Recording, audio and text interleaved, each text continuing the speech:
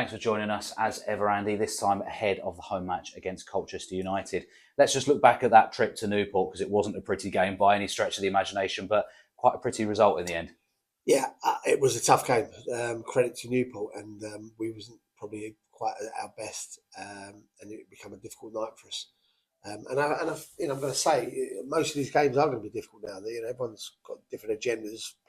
Trying to stay in the league, players and teams trying to get in the playoffs.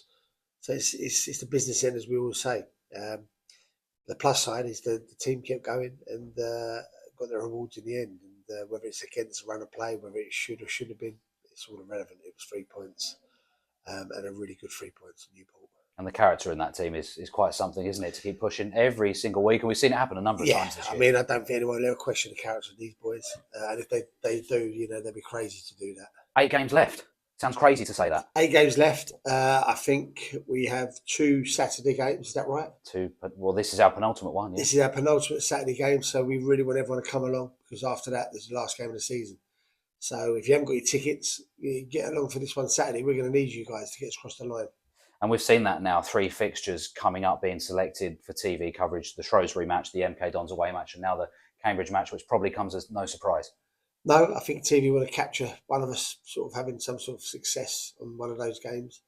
And let's hope it's us. But it's great, Bromley are in the sort of right part of the table to be getting attracted to these TV matches, and that's what we want. And the right part of the table for people to come down and watch as well, isn't it? And that support is so important. Looking ahead to this Saturday, like you say, the penultimate home game, penultimate opportunity on a Saturday to come and watch the boys. The weather's looking brilliant. It's why wouldn't you? Well, I'd say it regularly, Matt. If I lived in Bromley and I saw what Bromley were doing, not just the last 4 or 5 years, but right now, I wouldn't even think twice about coming down and bringing a mate and seeing what's going on here.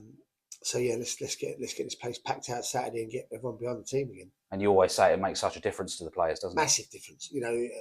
The atmosphere, the excitement, and then when we're lucky enough to score, the actual adulation of the crowd really sort of pushes the boys on. So yeah, let's get everyone down here.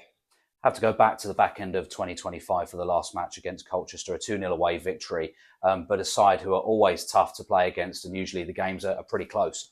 Yeah, they're a good team, Colchester. They've got the manager there who knows how to set up a team. So it'll be a tough game. I mean, they're a decent sized club, and probably where they're on the table probably doesn't represent where they want to be. So that'll be a tough game. And they was okay the other night at MK Dons. They was unlucky not to get something out of that game. Going to say a very close game, that one, and very probably close. Unlucky to lose out. Yeah, unlucky certainly not to at least get a point. So we know it's going to be a tough game. It always is against Colchester. It seems to have a little bit of extra spice on it for some reason. I don't know why, but yeah, we're looking forward to coming to town.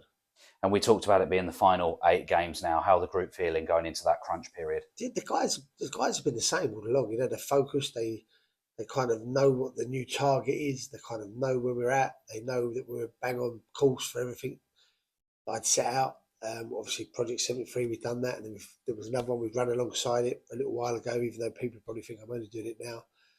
So we're bang on course. And we've got to make sure we just keep picking up the points and the results to get where we get to.